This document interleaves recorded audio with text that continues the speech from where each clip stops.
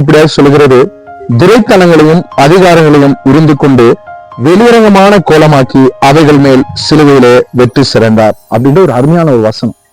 இன்னைக்கு உலகம் முழுவதுமாக இந்த புனித வெள்ளி, குட் ஃப்ரைடே அப்படின்னு சொல்லுகிற இந்த நாட்களை கிறிஸ்தவர்கள் ரொம்ப ஒரு துக்கத்தோடவோ ஒரு கவலையோடவோ வேலை இந்த நாளை அனுசரித்துக் கொண்டிருந்தாலும் உண்மை என்னன்னு பாத்தீங்கன்னா, இந்த நாள் ஒரு வெற்றியின் நாளாக இருக்கிறது.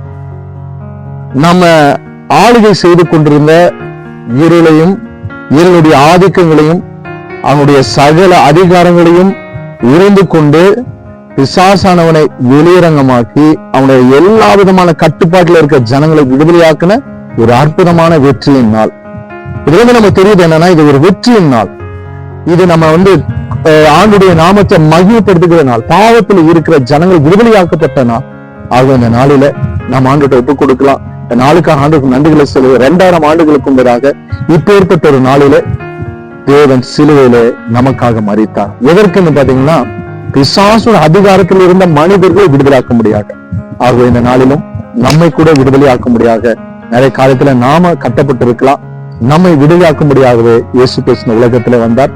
அந்த நல்ல தேவன் இதனால உங்களுக்கும் எனக்கும் உதவி செய்து நம்மை விடுதலையாக்குவாராக. God bless you and thank you.